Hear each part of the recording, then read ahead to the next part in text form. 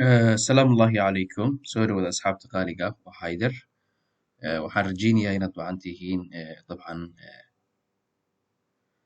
waxaan rabaa inaan halkan aan idinkula wadaago lacagaha toddobaadka aan rabo inaan adeegsado ama aan isticmaalo ama aan ka tirageliyo dabcan waxaan filayaa videogan video ka hore inaad soo daawateen oo aan kaga hadlayay DXY iyo xaaladeeda dabcan oo aan si fiican daawanay dabcan maxay yihiin lacagaha asaaka aan isha ku hayo aniga lacagahani waa DXta haddaan eegno lacagaha ay maamusho dabcan haddii ahaan lahayd lacagta AUDUSD, GBPUSD, EURUSD iyo weliba USD SAR lacag oo ah lacag iyadana yani intiri qurux badan oo ka muuqda waxaad aragtaa lacagtan DXY weeye dabcan saad u jeedid waxaa laga rajeynayaa caadi ahaanta maadaama lacagtani hadda ay ku jirto wax dhaho xaalad correction dabcan oo halkaas uu ka dhacay wax dhaho isbuuci hadda dabcan halkan qaabkan correctionka la buuxiyey candle trace candle aad meesha uga jeedid dabcan sidoo kale hadda eegta sidoo kale uu ku jiro wax dhaho baatankan uu ku jiro maxaa la sugayaa lacagtan sidaan ka sugaya haddii halkaa ay impulse ku tagto minis ay dhaqaaqdana minis mar waliba update baan ku samaynaya lacagtan USD SAR aan imaado iyadana waxaad u jeedaan isku qaab ay samaynayaan labadan lacagood because waa isku jiho oo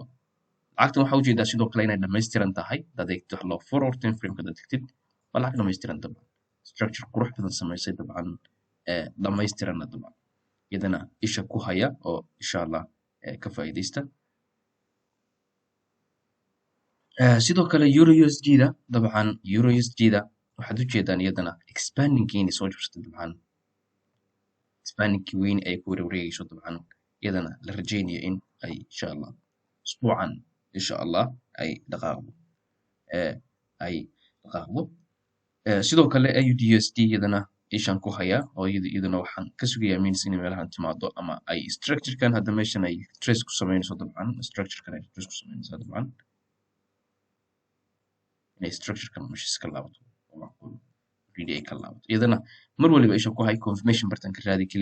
keliya up already up u qaado iyadana oo lacag qurux badan sidoo kale GBPUSD iyadana waxaad u jeedaan iyadana sababta aan uga filayo waxa EURUSD inay xoogaa ay sar soo aado waa sababtan because waxaa dhici karaya lacagtan inay yar soo dhaqaaqdo inbaas soo dhaqaaqdo meeshan timaado ama inay meeshan structure ka samayso kadibna ay saa u sii dayso iyadana macquul weeye USD JPY iyadana waxaad u jeedaa sel waadaxa inay tahay maadaama DXtu ay sel tahay USD SAR ay sel tahay maxay ku cadaynaysaa inay sel waadaxa tahay lacagtani sidoo kale NZD-CHF iyadana waxaad u jeedaan iyadana lacagtan in ay dabcan isbuucilooda ka hadla iyadana in iyadana jiho baaya raadinayso dabcan AUD-JPY dabcan iyadana waxaad u jeedaan inay lacagtani aad isku diyaarinaysa u jeedaan dabcan oo lacag aad u qurux badan ay tahay dabcan run ahaantii sidoo kale EURO-JPY iyadana aabaan ka sugaynaa waa lacagaha badankood oo JPY-da ugu dambeeyo dabcan waxaan ka sugaynaa loo jihaab ah iyadana isha ku haya haddaan eego newska soo baxaya maanta newsyada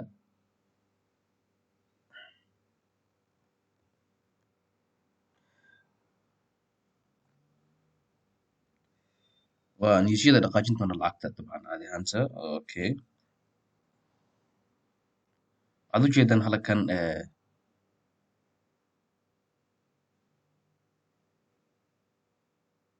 maanta waa 22 bisha 11 November 2021 waxaad u jeedaan newsyada ugu waaweyn ee soo bixi doona ay yihiin eurada 4 saac ay soo bixi doona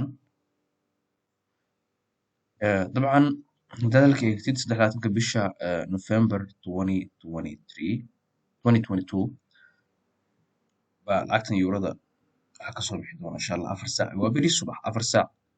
iyo bar markay tahay xiliga Soomaaliya waxaa kasoo bixi doona wax dhaho news sideways German flash manufacturing PMI sidoo kale maanta maxaa jiri karaya maanta US-ta xoogaa ixsaas ama jirayo laakiin US-ta laga yaabaa iyo lacagtan NZD la yidhaahdo xoogaa yara dhaqaaqa dabcan saan rajaynaynaa insha allah ishaan ku haynaynaa mar waliba dabcan fridayda soo socota insha allah waxaa jiri doona iyadana yuurada iyo weliba lacagta ay dhahaan GBP-yada iyadana ishaan ku haynaynaa mar waliba dabcan yani aan rabno inaan iska ilaalino lacagtan inaysan dilin dabcan waa inaan eegna wax loo ama mar waliba aan dhaqaaqis weyn hadda lacagtan sababta ay u dhaqaaqayso ama sababta ay nusku kasoo baxay waxa weeye muddo badan ay correction kusoo jirtay waa sababtaas oo sababta loo kala wareejinay idana isha ku haya insha allah waxaan isku diyaa insha allah anigana inaan wixii fursad aan helana inaan insha allah telegramka yani kusoo wadaago adaa umahadsantihiin ino insha allah iyo arbacada soo socota waa trade update insha allah